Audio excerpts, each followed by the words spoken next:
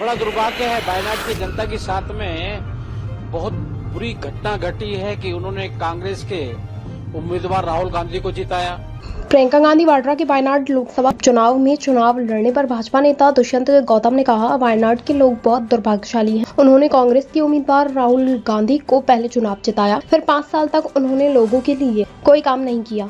इसके बावजूद लोगों ने उन पर फिर से विश्वास किया और उन्हें फिर से जिताया, लेकिन उन्होंने राहुल गांधी उन्हें छोड़ दिया। वायनाड के लोग फिर से उनकी जाल में नहीं फंसेंगे। अब वे विकास, सुरक्षा और बुनियादी ढांचे की मांग कर रहे हैं। इस बार लोग भाजपा को उपचुनावों में जिताएंगे। की सेवा करने बड़ा दुर्भाग्य है, वायनाड की जनता के साथ में बहुत बुरी घटना घटी है कि उन्होंने कांग्रेस के उम्मीदवार राहुल गांधी को जिताया और जिताने के 5 साल उन्होंने कोई भी काम नहीं किया।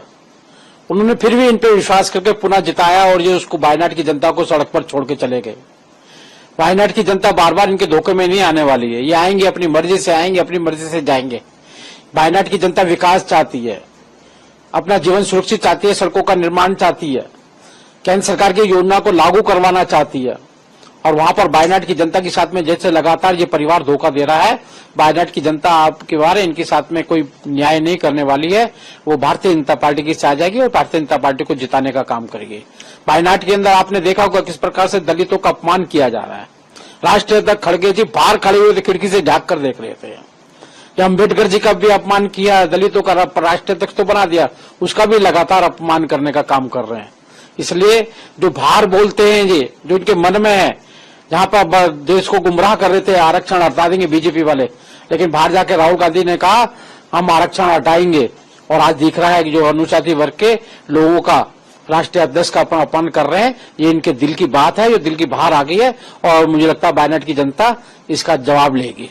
सर, जिस तरह से इंडी अलायंस में सीट बंटवारे को, चाहे महाराष्ट्र हो चाहे उत्तर प्रदेश, अब अखिलेश यादव कह रहे कि इंडी अलायंस एकजुट है, जबकि महाराष्ट्र में इंडी अलायंस है। जिस तरह से सीट बंटवारे को लेकर विवाद बढ़ा, सिर्फ 85 सीटों पर लड़ रहे हैं सब एक दूसरे को, अभी भी कुछ सीटें फंसी जिसपे विवाद उनका भी गहराता जा रहा है। देखिए, कहीं भी इंडी अलायंस नाम की ज्वाइंट कहीं भी नहीं दिख रहा।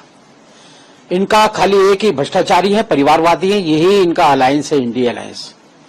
आप देखिएगा ना, उत्तर प्रदेश में कांग्रेस ने सरेंडर कर दिया। कांग्रेस को तो चुनाव चिन्ह वापसी कर देना चाहिए। कोई वैल्यू दे रहे, इनके चुनाव चिन्ह पे कोई लड़ने के लिए तैयार नहीं है। कोई इनका अलायंस इनको टिकट देने के लिए तैयार नहीं है।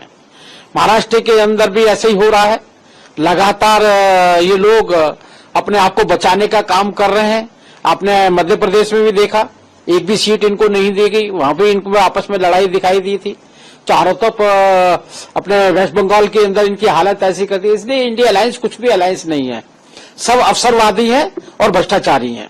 दिल्ली में पॉल्यूशन बढ़ रहा है।